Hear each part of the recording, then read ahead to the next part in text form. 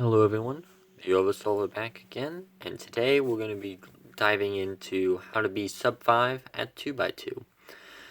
This is going to be a complement to the Ortega method from the last video, and kind of give a couple intermediate tips and tricks so that way you can get there.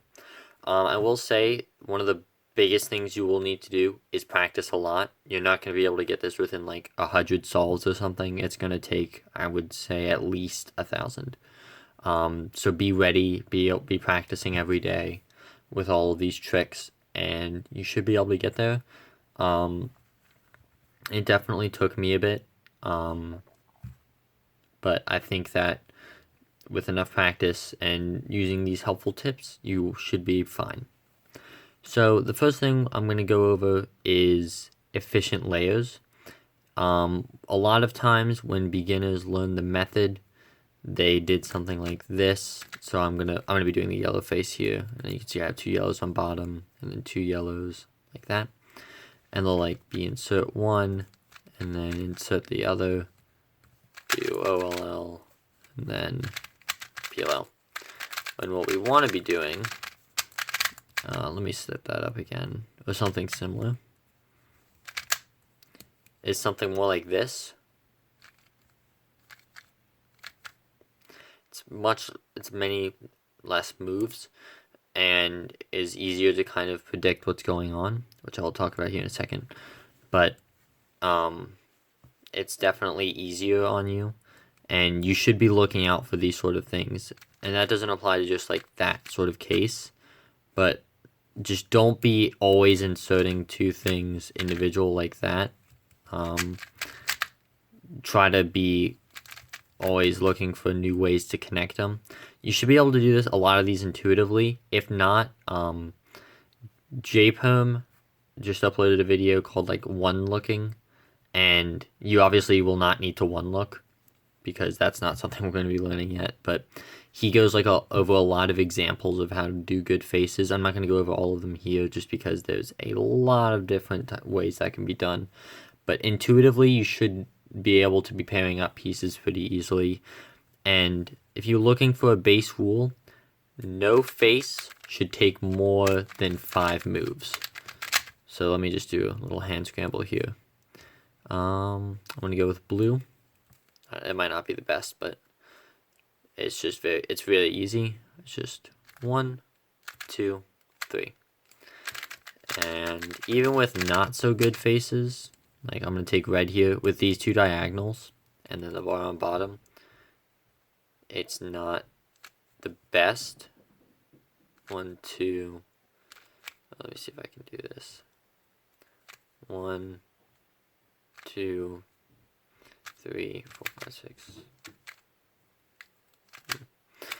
But, yeah, bad example, but you'll get the point that you can always do it under 5 moves. And if you can't do it under 5 moves, there's certainly a face that you can. Next up, we're going to discuss how to predict whatever you have on bottom. So, if you're wondering what I mean on bottom, there are 3 possible cases you can have on your bottom. You can have this is the most common one. We have a bar and then 2 opposite.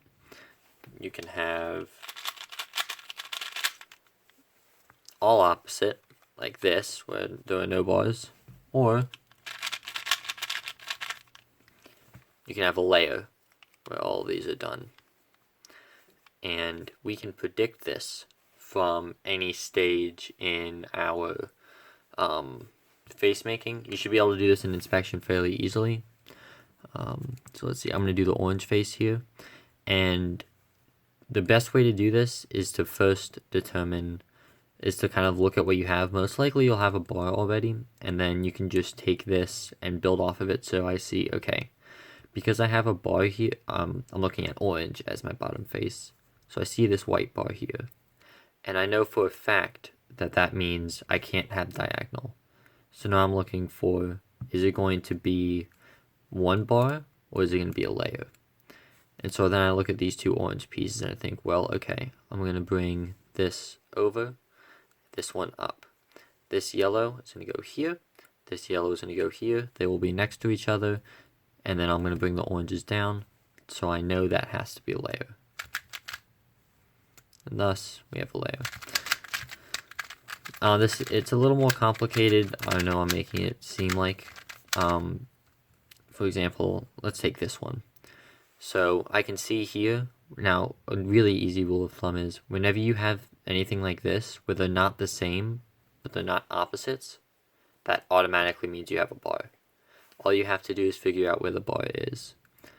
So for this one, I know I'm going to bring this blue back, and then this white is going to be here. So I know that's not my bar, but I know that those are opposite, and opposite of the opposites is the bar. Or I could just track this piece. So I'm going to bring this down, and then this one is going to have to go in here. And there's going to be an orange and yellow, and then the orange is going to be right here. So, as you can see, we have the orange bar here, and then in front, we have the opposite. Another thing that we need to be doing is having our layer on bottom. We always want to be building on bottom. We never want to be doing something like, I realize I'm doing hand scrambles, and I'm sorry about that, but that's just for convenience's sake. We never want to be, like, let's say I'm building white. I don't want to be doing something like this, then rotating, because when I do that, that's going to immediately cause extra time when it's much easier to just do that, and it accomplishes the same thing. And there is a little more complicated thing I'll go over in the next video where you can predict what you're having on top, but we don't really need to worry about that yet. Also, whenever you're building on bottom, so let me get an example scramble here. So let's say I'm building blue. I know that this predicting bars on bottom and such will take a bit of practice, but it will come pretty easily after a while. Just make sure you keep at it. So I know I'm going to have a red bar, and I know my red bar is going to be in front. However, I also know that all my algorithms involving a bar will have the bar in back. So I know that when I build it, I'm going to have a bar in front, and I don't want that. So I'm going to twist it and build it from the back. Instead of doing this and having the bar right here, I'm going to go like this. And then that way the bar is in back, and I can immediately go into my algorithm. I realized that was an AG1 algorithm, but ignore that and just pretend I did Ortega. But yeah, those are just some of the basic things you'll need to know for getting Sub-5. The main thing you need to do is practice and make sure you're actually predicting things. Use your inspection time. A lot of mistakes I see, and also be good at recognizing your OLLs. I know some people will kind of they'll go like this, and they'll be like, okay, I'm gonna build on bottom here, and they'll like look for a second, and then they'll do the thing, and then they'll look for a second, and then they'll go into the algorithm. Make sure you can do that all fluidly and flawlessly. It should take you like less than 0.2 seconds to recognize a case. So I'm gonna do an example of a bad solve right here, and then I'm gonna do an example of a good solve. So this would be a bad solve.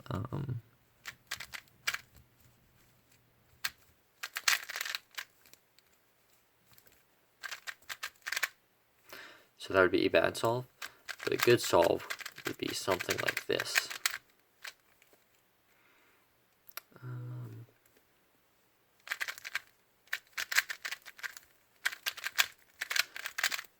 I messed up a little at the end there, but you can see that it all flowed really well, and it was much more fluid of a solve. That also is something that will come with time, and as you do these things over and over again, you will really get used to what cases there are, because there's only I think there's 6 OLLs. There might be 7, I'm not sure. And there's only 5 PBLs.